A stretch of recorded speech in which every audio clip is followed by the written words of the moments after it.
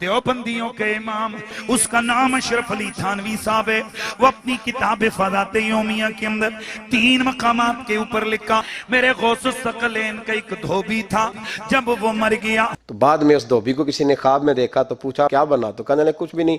فرشتے نے آ کے پوچھا من ربو کا، رب کون ہے؟ تو میں نے کہا میں تو غوث پاک کا دھوبی ہوں. منکر نکیر آئے، انہوں نے آ کر سوال کیا مر ربو کا، کہنے لگا عبدالقادر جیلانی کا دھوبی ہوں. کہا ماں دینوں کا، تیرا دین کیا ہے؟ ارے کہا نا غوث پاک کا دھوبی ہوں. پوچھا ماں کن تو تقولو بھی اتحاد الرجل، کہنے لگا اتنی پہچان بھی نہیں، گناہگار آدمی. حضور غوث پاک کے گھر سے کپڑے آتے تھے دھو دیتا تھا. حضور غوث پاک کا دھوبی ہوں، اتنی بات قبول ہو، بخش دو نہیں تو سزا دے دو.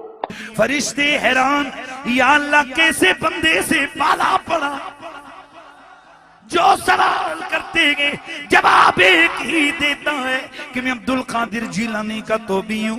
فرشتوں نے کہا مولا کس بندے کے پاس بھیج دیا؟ اب تک 2 ہی بندوں سے واسطہ پڑا، ایک وہابی اور ایک سنی. حضور غوث اعظم قبر میں آئے اور فرمانے لگے کیوں تنگ کرتے ہو میرے ماننے والے کو؟ فرماتے ہیں حضور غوث اعظم نے فرمایا مجھ سے پوچھو کیا پوچھنا ہے، مجھ سے پوچھو. فرشتے کہنے لگے ہم پوچھتے ہی نہیں، ہم پوچھتے ہی نہیں، عبدالقادر جانے اور خدا جانے. رب کی بارگاہ سے حکم ہوا اے فرشتوں، وہ اگر ہمیں نہیں جانتا تو کیا ہوا، ہمارے محبوب غوث اعظم کو تو جانتا ہے. حکم ہوا، تھانوی صاحب لکھتے ہیں کہ حکم ہوا فرشتوں اسے جنت لے جاؤ کہ یہ میرے عبدالقادر جیلانی کا دھوبی ہے. اس دھوبی کی بخشش ہو گئی، دھوبی کی بخشش ہو گئی. اس پر تھانوی صاحب لکھتے فرماتے کہ اس کی بخشش ہو گئی. اور کیوں ہوئی؟ کہتے ہیں کہ دھوبی کا بار بار یہ کہنا کہ غوث پاک کا دھوبی ہوں اس کی نسبت کے کبھی ہونے کی دلیل تھا. لیکن یہ مرنے کے بعد پتہ چلے گا، جو مولا علی علیہ السلام کا قول ہے کہ انسان سویا ہوا ہے جیسے ہی مرے گا تو جاگ اٹھے گا، اوہ یہ کیا ہوا. تو یہی کچھ ہی ہونا ہے، کیونکہ ہم نے تو بڑی امیدیں لگائی ہوئی ہے کہ یار کسی نے کہنا یار میں تو ہر مہینے 11ویں دینا سا. تو شیخ عبدالقادر جیلانی جو ہے وہ جس نے اشرف علی تھانوی صاحب نے بھی نقل کیا ہے کہ جی ایک بندہ مر گیا تو قبر میں جناب وہ اشرف علی تھانوی صاحب کہتے ہیں کہ جی وہ شیخ عبدالقادر جیلانی کا وہ دھوبی تھا.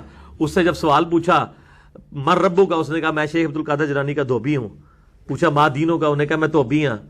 تیسرا انہیں کہا میں دھوبی ہاں. تو وہ فرشتے انہوں مان لگے، اللہ نے کہا چھاڑ دو، انہیں کہہ دیتا ہے، جواب دے دیتا ہے. بھئی یہ جواب قرآن و حدیث میں تو نہیں آیا، چھڑے چھوٹے نہیں سب جھوٹ کھڑے ہوئے. اللہ دے بندے ہو، یہ کس نے کیمرہ فٹ کیا ہوا ہے؟ وہ اللہ دے بندے ہو، کسی وڈے تے وڈے امام نو بھی قبر کسی نے کھنگن نہیں دینا، ادھر تے حالت ہی کوئی نہیں ہونی. ٹھیک ہے کہ جائے گا کسی کی قبر میں پہنچ جائے گا، سب کچھ جھوٹ ہے. قبر کے 4 سوالات میرے یوٹیوب پہ کلپ ہے، آپ دیکھ لیں، اس میں نے پورا کھول دیا کہ فاسق و فاجر کے ساتھ کیا ہونا ہے. اور قبر کے 3 نہیں 4 سوال ہیں. چوتھا سوال ہی سب سے اہم ہے کہ تو نے خود پڑھ کے عمل کرنے کی کوشش کیوں نہیں کی. اور اس کے بعد پھر ایک گرز لگے گا، اور وہ گرز ایسا ہوگا کہ جنوں اس کے علاوہ تمام مخلوقات اس کی آواز بھی سنیں گی. ٹھیک ہے، لگ پتہ جائے گا، پتہ نہیں لگے گا، لگ پتہ جائے گا. اب لوگوں نے بس ٹھیک ہے وہ کچھ بھی نہیں ہونا جی، وہ تو ہم تو بس نسبتیں کام آئیں گی. تو یہ ہوائیاں اڑ جائیں گی مرنے کے بعد، پتہ چل جائے گا کہ جناب یہ وہ کہتا ہے جی پتہ لگ جائے گا کہ آگے جا کے پتہ نہیں لگنا، تو انہوں لگ پتہ جانا ہے. ٹھیک ہے، لیکن اس وقت ایک بندے کو مرنے کے بعد پتہ چلا کہ غلام احمد قادیانی دجال تھا.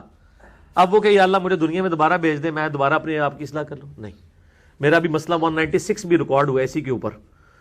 اس کا عنوان ہے کاش میں دنیا میں واپس جا سکتا. سورہ سجدہ کی میں نے آیت نمبر 12 سے 22 تک 11 آیات میں رکت انگیز فکر آخرت کے اوپر لیکچر ہے، اور میں نے کافی ساری چیزیں اس حوالے سے ڈسکس کی ہیں.